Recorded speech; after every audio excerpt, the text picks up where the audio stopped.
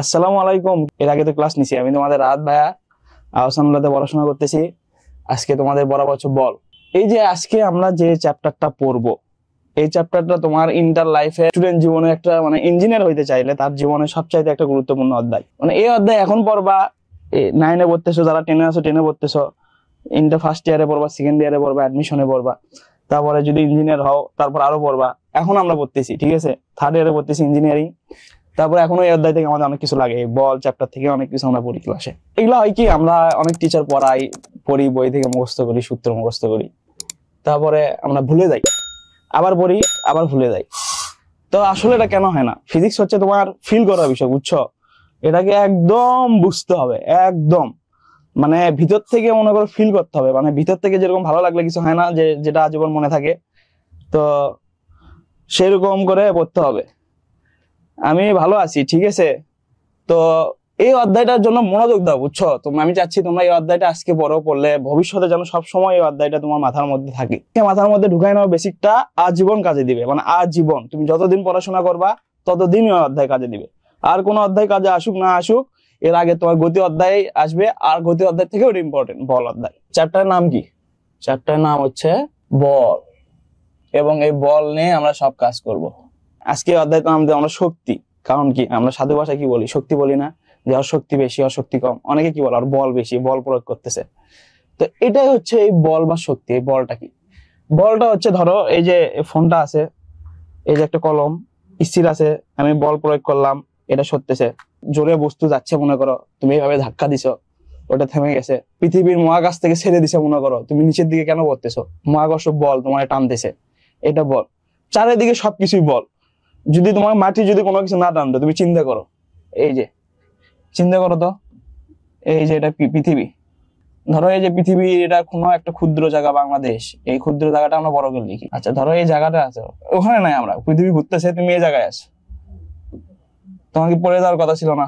আমি দাঁড়াইছি, ক্লাস নিচ্ছি মনে করো ছাদের উপর, তো তুমি এখন এই জায়গায় আছো, এই জায়গাতে পড়ে যাওয়ার কথা না তোমার, কিন্তু পড়ে যাচ্ছ না কেন? তোমাকে একটা কিছু টানতেছে। তো এইভাবে মনে করো যে এটা একটা মৌলিক বল। আমি যেটা বললাম মৌলিক বল, আমরা পরে আসবো এই কনসেপ্টে। এটাই হচ্ছে বল। তুমি কোনো কিছু আঘাত করতেছো, তারপরে এই যে ধরো ফোন, আবার আমি তোমাকে দেখাই, এই যে ফোন নিচের দিকে ছেড়ে যাচ্ছে, পড়ে যাচ্ছ, নিচের দিকে টানতেছে, এটা একটা বল। তারপরে এই যে এটা স্থির আছে না, এই যে দেখো, আচ্ছা এটা কলম পড়ে গেলে ঝামেলা। একদম আমি যা বলতেছি অনেক সময় নিয়ে পড়াবো, বুঝছো? এটা 10 মিনিটে পড়ানো যায়, কিন্তু এটা 10 মিনিটে পড়াটা তুমি ইন্টার পর্যন্ত 30 বার 10 মিনিটে পড়বা, তো 300 মিনিট যাবে, তাও কোনো লাভ হবে না। 10 মিনিটে পরে আমরা 1 ঘন্টায় পড়বো, কিন্তু আমার যাতে আর 30 বার না পড়তে হয়। 30 বার পরেও তুমি এটা ভুলে যাবা। আমি তোমার চ্যালেঞ্জ দিচ্ছি, যদি তুমি 10 মিনিট করে পড়ো। তো এই যে দেখো তো, এই যে ধাক্কা দিলাম, এই যে দেখো ফোনের উপর ধাক্কা দিচ্ছে, যে বল কাজ করলো না। তো আমরা কোনো কিছু শক্তি বা প্রয়োগ যেটাই করি, সেটাই হচ্ছে কি বল। অনেক বড় বড় বিজ্ঞানী আছে, ইনি হচ্ছে বিজ্ঞানী নিউটন সাহেব, ইনার চুল অনেক বড় বড় ছিল, ঠিক আছে। ইনি বল নেই কিছু সূত্র বলছে, বাস্তব জীবন থেকে আবিষ্কার করছে, কিন্তু উনি প্রথম আবিষ্কার করছে। তো প্রথম সূত্রটা তিনি কি বলছে, আমরা একবার প্রথম সূত্রই আজকে পড়বো, একটা সূত্রই পড়বো, কিন্তু বুঝে পড়বো। এখানে একটা লাইন মিসিং গেছে, বল প্রয়োগ না করলে স্থির বস্তু। বল প্রয়োগ না করলে স্থির বস্তু, এই যে ফোনের উপর একটা স্থির বস্তু রাখছো, এই বস্তুর উপর বল প্রয়োগ না করলে, কোনো ধরনের বল দিচ্ছ না, এই বস্তুকে আজীবনে নড়বে? আমরা বলো, কোনোদিনই কি এই বস্তুটা নড়বে এর উপর থেকে? তো এটাই নিউটন সাহেব বলছে, যে বল প্রয়োগ না করলে স্থির বস্তু চিরকাল স্থির থাকবে, কোনোদিনই নড়বে না, এটা আজীবন স্থির থাকবে। এবার বাজে ব্যাক, এবং সমবেগে চলতে থাকা বস্তু আজীবন সমবেগে চলতে থাকবে। আচ্ছা, এখন তো প্রশ্ন করবো, ভাই একটা বাস আমি ছেড়ে দিছি, বাস তো আজীবন সমবেগে চলে না। যাই, এই যে ধরো আবার এটা দিয়ে দেখা, এই যে এটা একটা বেগ ছিল, এখানে কি আমি ধাক্কা দিছি, যাচ্ছে, যাতে যাদের কি একটা সময় থেমে যায়। ভাই তাহলে তিনি ভুলভাল বলছে। ঘটনা হচ্ছে ইনি ভুলভাল বলে নাই, ফিজিক্সের আবার অনেক কিছু আছে, ঠিক আছে। ইনি যা বলছে সব ফিজিক্স ইনার উপর স্থাপিত।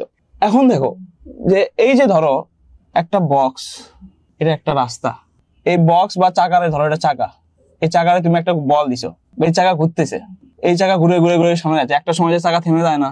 তুমি যদি খেয়াল করে দেখবা, তোমাদের বাসায় যদি পাতলা টাইলসের কিছু হয়, তুমি ওটার উপর কিছু ছেদলে বেশি দূর যাবে, আবার ওগুলো উঁচা নিচু দিলা কোনো জায়গায় আটকে যাবে। ঘটনা হচ্ছে কি, একটা বস্তু যখন চলতে থাকে, এক যদি বাধা না দাও, যেমন ধরো ফ্যান, দেখো অনেকক্ষণ ঘোরে না, ঠিক আছে, ওখানে যদি তুমি কিছু একটা বাধা দাও, সে তাড়াতাড়ি বন্ধ হয়ে যাবে।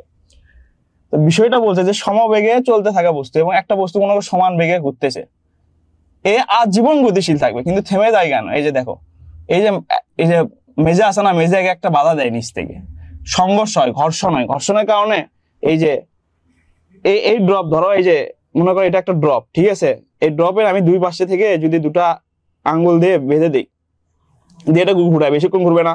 আবার এটা যদি নিচে যদি কিছু একটা থাকে তারপরে যদি ঘুরায়, এই যে দেখো লোকের সাথে একটা সংঘর্ষ হচ্ছে না, এই যে দেখো এখন যখন ঘুরতেছি স্মুথলি ঘুরতেছে না, কারণ এখানে কি বাধাটা কম আর এখানে কি বাধা বেশি।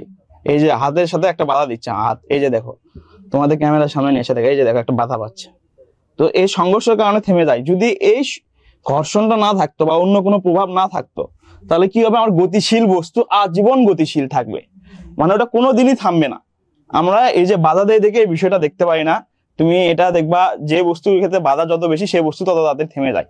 কিন্তু যদি কোনো কারণে আমরা এমন একটা বিষয় জায়গা তৈরি করতে পারি যেখানে কোনো বাধা নাই, ফাঁকা জায়গায় একই সাথে বসছে, এরকম ভাবে যদি তুমি একটা ফাঁকা জায়গা তৈরি করতে পারো যেখানে বাতাসের কোনো বাধা নাই, মেঝের সাথে কোনো সংঘর্ষ নাই, হাতের সাথে কোনো সংঘর্ষ নেই, ভাবো এটা ফাঁকা হাওয়ার উপর ঘুরতেছে, সেটা আজীবন হাওয়ার উপর ঘুরবে, কোনোদিনই থামবে না। এটাই বলছে হচ্ছে তার দ্বিতীয় সূত্র, যে সমবেগে চলতে থাকা বস্তু আজীবন সমবেগে চলতে থাকবে, গতিশীল বস্তু আজীবন গতিশীল থাকবে সহজ ভাষায়, এবং যে বস্তু স্থির আছে সে বস্তু আজীবন স্থির থাকবে।